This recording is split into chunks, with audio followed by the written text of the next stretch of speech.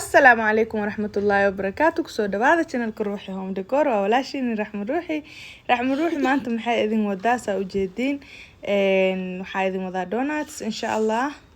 marka waxaan rabaa inaan donuts saa u sameeyo step by step idin kugu tuso walaalihii khaaliga marka saa u jeedin hoosh dhan saa u fududeysto wax walba blenderkaas ku shiidanaya insha Allah. It will be the easiest way insha Allah. marka walaalihii khaaliga saa u jeedin waa kana waxaan sameynayaa ukuntii sokorta waxa dhan meesha yaalaan 2 kiilo oo donuts sameyn rabaa insha Allah. koobkan inta u isticmaalaya qiyaasta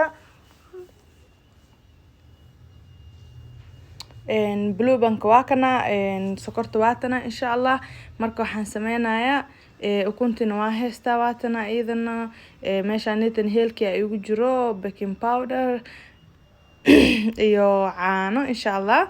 marka labadan kiilo saa u jeedin waxa waa nus kiilo waa burkaaneta 2 kiilo waaye caanaha waa kana hal koob waaye caanaha saan insha Allah. marka koobkan inta ku cabirana kulli wixii qiyaas waxa rabaa saa ila fahantiin step by step inaan u sameeyo insha Allah. waa kana marka waxa sameynayaa ukunta hadda waxaan ku soo jibinayaa blenderka ku soo shubaa insha Allah. waa ku soo wada shubay ukunta 10 xabbe aheed waa ku shubay marka waxa sameynayaa 3 koob oo sokor ah ku soo shubaya saa u jeedin koobka saa u cabirte marka 3 koob ku shubaa insha Allah. waa kana sokorta waa ku soo shubay hadda waxaan ku soo daraa insha Allah blue band waxaan ku soo darayaa blue band hal koob oo buuxo ku soo daraa insha Allah. waa soo dhalaalinaya ka bacdi waa arki doontiin insha Allah. waa kana waa soo dhalaalay walaalay qaaliga waa ku soo daray marka caanaha ma ku dari kari hadda ma isku wada shiidi kari because blenderka way buuxsantay saa u jeedin wuu daadana marka waxaan sameeyay waa shiide nusa ka shubay ka bacdi insha Allah hadana nusa meesha ku reebay nuskan kala koobka caanaha ku soo daraa insha Allah oo ku dhameystira asna ka bacdi saxanka isku lageena. waa kana baaquliga ku soo shubtay walaalay qaaliga waxaan sameeyay heela soo shiiday heelka aday waa idin tusay wuxuu ku jira blenderka oo khaleelka marka shahmiirka ku soo shubay ama juice kan lagu miiro ovenka xoogaa ku shaqshaqay marka because marka cunaysid ma yeelanayo wax oo heel iyo afka ku galaayo wixii wada daqiiq ku galaayo.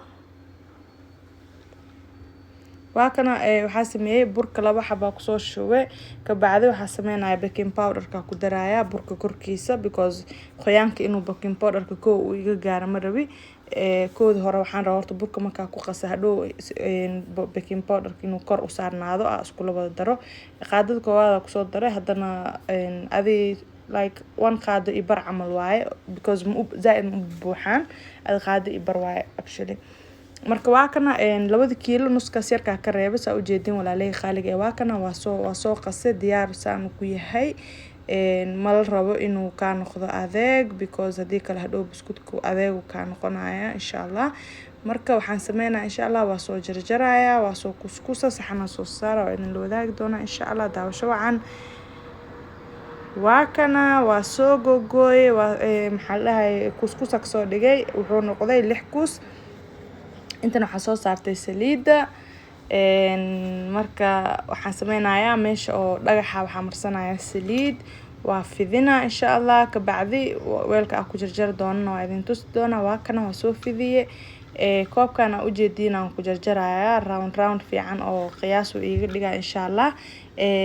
caaga seeta rawe inaan ku jarjaro laakiin wuu ila weynaade caaga dhaxda inaan ugu duleeliyo wuu ila weynaade marka waxaan soo qaatay furka daawamadooysada saa u jeedin mid baa ku calaamadeysanbo furka daawamadooysada soo qaatay walaalay qaaliga aan ku bubujiyay hadda waa kana waa duwayna marka sorry kulli idin la wadaagi kari ano oo sameynayo laakiin waxa waaye saa u jeedin waa kana saa u duwaya hal gacan waa ku duubaa hal gacan waa ku duwaya marka way ugu adkaatay marka halahan inta bisa idin tusaa insha Allah in marka aan si duwo furka yariiska waa kay aan isticmaalay goosmada insha Allah.